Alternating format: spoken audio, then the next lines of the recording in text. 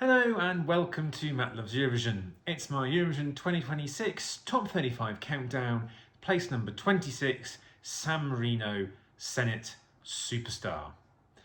Please do click the subscribe button, ring that notification bell and like, share and comment below.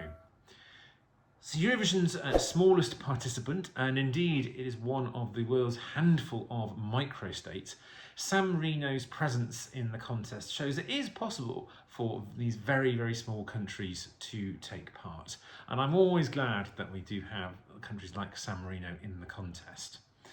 San Marino also has a habit of sending previous artists back to Eurovision multiple times, and that is indeed the case as Senhit is the Sammarinese representative for the fourth time, although this will only be her third time at the contest because one of those times was the cancelled 2020 edition. Now in 2021, she qualified for the grand final, a rare feat for San Marino. And San Marino also qualified for the grand final last year as well. So can Senhit repeat her previous success and also get San Marino's first back-to-back grand final qualification?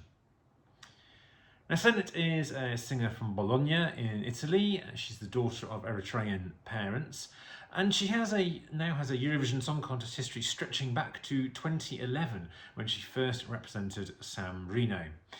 In 2020 she was internally selected again and had her song Freaky ready to go, but then the thing, pandemic, happened.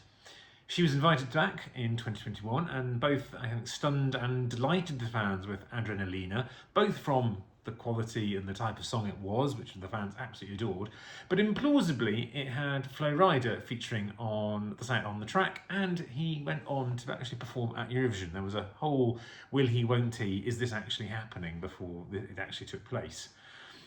Now, after a couple of stints of her presenting San Marino's fairly new national final, she entered the national final this year and won it with her song Superstar. Now, perhaps the most intriguing thing about Superstar is the songwriting team credited behind it, in which there are multiple songwriters. Thomas Stengard is one of them, mentioned in a previous review, has Only Teardrops, the UK's entry, and many other songs.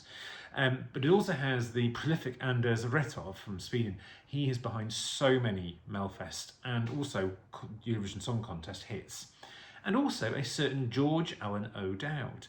Yes, that is Boy George. And while he has but a handful of words performed in the song itself, he apparently will be on the stage in Vienna, and he definitely is going to be at the London Eurovision party, presumably because it's not too far for him to come.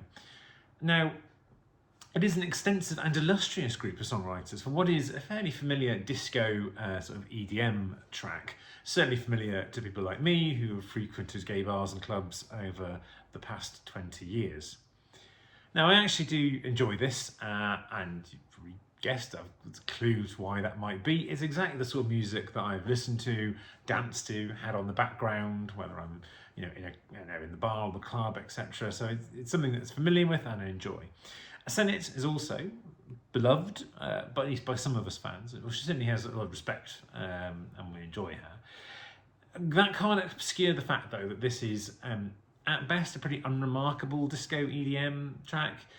Its kind of biggest weakness is a fairly forgettable, poor chorus, odd given the team behind it, although verses are much stronger. And it just doesn't raise itself to be competitive against all the other songs that it's going to be pitted against at the contest.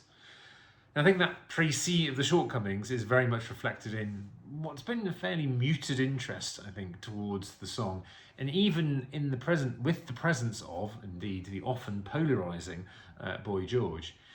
The scoreboard app places this extremely low.